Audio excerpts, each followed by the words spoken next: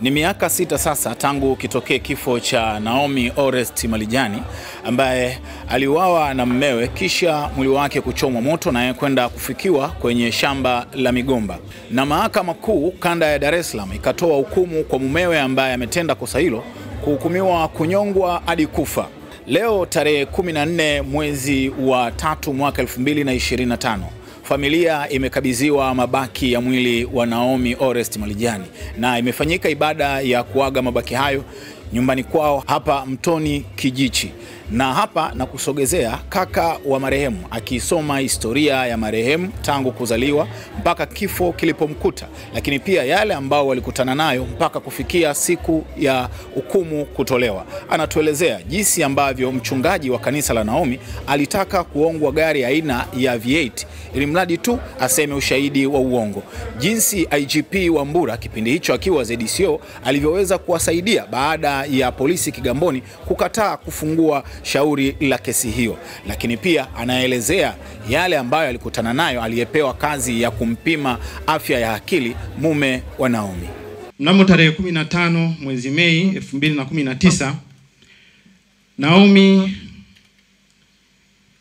alitoweka katika mazingira ya kutatanisha. Mume wake siku 3 baadaye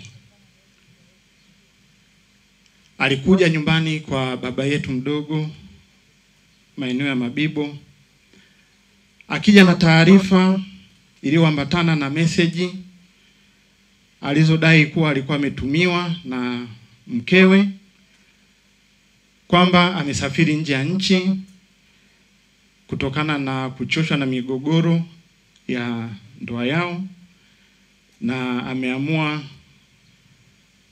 kutowekea huko, na akimwambia mume wake hatamuona tena. Hata hivyo, uchunguzi wa polisi ulionyesha kuwa Naomi hakuondoka kwa hiari yake, bali alikuwa ameuawa na mwili wake kuharibiwa kwa moto ili kuficha ushahidi. Baada ya siku 60 za uchunguzi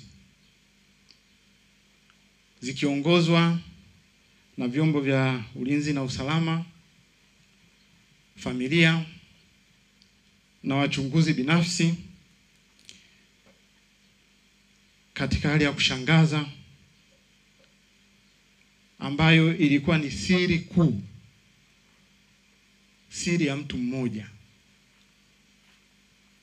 tukiwa tumekata tamaa, hatujui nini cha kufanya,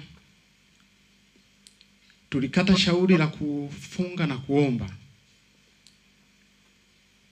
Hatimaye baada ya siku 60 mtuhumiwa alitetemeka,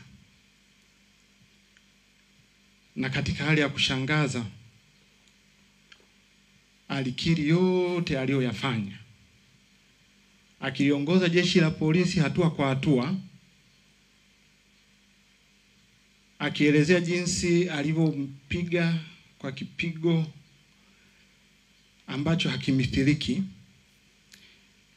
akielezea jinsi ambavyo Naomi katika dakika zake za mwisho aliomba msamaha mume wake bila kusikilizwa. Aliendelea mbali zaidi akielezea jinsi ambavyo Naomi aliinua macho yake juu akiomba dua Mungu Mwenyezi aipokee roho yake. Meshaki kwa kauli yake aliendelea kusema ya kwamba yote hayo yakiendelea, alikuwa yuko pembeni akiangalia na kusubiri sauti kukata. Sauti ya Naomi ilizima. Mnamo tarehe 26 Februari, kufupisha hadithi, Mahakama Kuu ya Tanzania ilimpata Hamisi Saidi Ruongo na hatia ya mauaji na kumpatia adhabu ya kifo kwa kunyongwa. Katika huu mchakato, ndugu zangu wapendwa, Meshaki alikuwa amejipanga. Alikuwa na plani A, B, C, D mpaka Z. Kigamboni tulipokuwa tukitafuta, tulienda kuomba kufunguliwa jalada la uchunguzi baada ya kutoridhishwa na maelezo ya Meshak. Katika ofisi ile ya Kigamboni, jeshi la polisi, hatujui nini kilifanyika, lakini walituambia kwamba kamtafuteni, mkimpata mje tumfunge pingu, na waligoma kufungua jalada. Afande ZCO Wambura kipindi hicho, ambaye ndo IGP, na niamini tu kwa sababu ni maombi tulioomba kwa Mungu wetu amlinde mtu huyu na apate kuaminiwa katika nafasi za juu. Siku si nyingi aliteuliwa kuwa mkuu wa jeshi la polisi. Aliturifaa kwenda kufungua shauri hilo katika ofisi za Temeke badala ya Kigamboni. Tunawashukuru mashahidi wote waliotoa ushahidi uliosaidia kuthibitisha ukweli wa tukio. Tunawashukuru hata ambao walikataa kutoa ushahidi wa uongo. Wapo mashahidi ambao walitokeza, walipanda kizimbani, na wapo mashahidi ambao walifuatwa na upande wa pili wakasome ushahidi wa uongo. Jibu lao lilikuwa ni moja tu: tuko tayari, lakini kusema tunachokijua. Na mmoja wao ni mchungaji wake Naomi, ambaye aliambiwa aseme anachotaka, hata ikibidi kama anahitaji kuona V8 kesho yake, lakini tu akasome waraka atakaopewa kama sehemu ya ushahidi. Alisema niko tayari, lakini kwenda kusema ninachokijua. Cha uzuri na wema wa Naomi. Ombi letu kwa serikali, tunaomba serikali waangalie kwa jicho la pekee mashahidi waliojitokeza kutoa ushahidi wao, kwani baadhi yao walikumbwa na usumbufu na vitisho. Miongoni mwao ni daktari aliyefanya uchunguzi wa afya ya akili ya mtuhumiwa.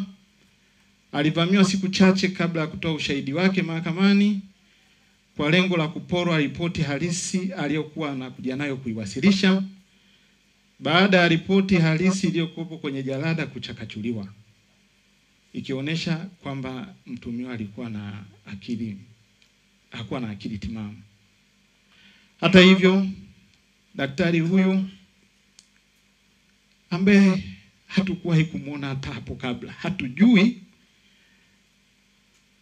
alipata ujasiri kutoka wapi kuilinda ripoti halisi ambayo alisafiri nayo kwa SGR kutoka Dodoma na kuwasili jijini Dar es Salaam moja kwa moja, akapanda kizimbani na kuthibitisha wazi kuwa Meshak akitekeleza tukio lile alikuwa na akili timamu. Jambo ambalo lilituacha midomo wazi, kwa sababu hitimisho hilo lilikuwa ni kinyume na taarifa iliyokuwa imewasilishwa mahakamani pale kabla ya hapo.